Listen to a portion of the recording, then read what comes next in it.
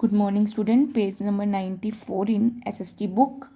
हम क्या रीड कर रहे थे? Revolt of 1857। ठीक है, उसमें कौन कौन से हमारे मतलब क्या क्या स्ट्रगल करना पड़ा था हमारे इंडियन लोगों को। The revolt of 1857 is considered at the first war of Indian independence. जो रिवोल्ट हुई थी 1857 में, उसे सबसे पहली लड़ाई माना गया था हमारी इंडिपेंडेंस के लिए। The British had the support of many Indian kings and nawab. जो ब्रिटिश लोग थे उनको बहुत सारा सपोर्ट मिला हुआ था इंडियन राजाओं का और नवाबों का। They kill thousand of Indians and burned many villages. उन्होंने बहुत सारे इंडियंस को मार दिया और बहुत सारे विलेजेस को जला दिया। The British suppress the revolt of 1857। उन्होंने उसको बहुत ज़्यादा फैला दिया था और जीत गए थे वो।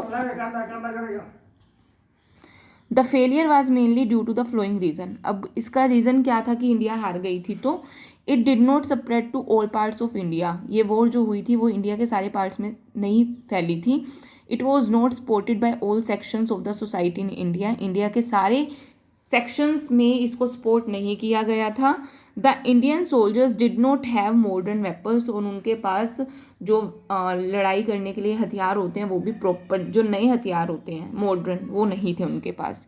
But the revolt of 1857 was a turning point in the history of India. पर जो वो रिवोल्ट हुई थी वो इंडिया हिस्ट्री में एक टर्निंग पॉइंट हुआ था, एक बदलाव लेके आई थी। The rule of East India Company came to an end. जो ईस्ट इंडिया कंपनी का शासन चल रहा था वो ख़त्म हो गया था। The administration of India was taken over by British queen. अब जो राजा मतलब जो देश को चला रही थी वो ब्रिटिश की रानी थी।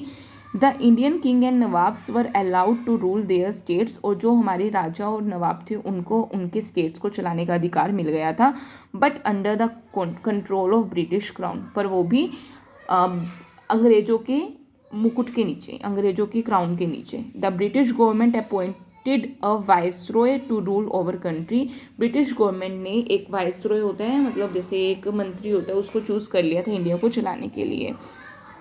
The condition of the Indians did not improve even under the queen's rule. पर जो इंडियन लोगों की कंडीशन थी वो फिर भी इम्प्रूव नहीं हुई थी जबकि वहाँ पे रानी का राज था। The new British officer were cruel. जो नए ब्रिटिश ऑफिसर आए थे वो बहुत ज़्यादा क्रूल थे, मतलब अच्छे से बात नहीं करते थे, बहुत रूड थे वो।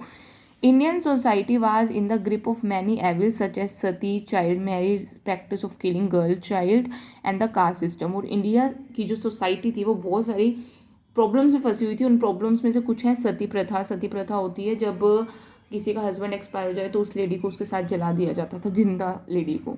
चाइल्ड मैरिज, बच्चों की शादी, practice of killing girl child. अगर पेट में मतलब पैदा होने से पहले अगर पेट में लड़की होती थी तो उसको मार दिया जाता था। और कास्ट सिस्टम, छोटी बड़ी कास्ट का डिफरेंस।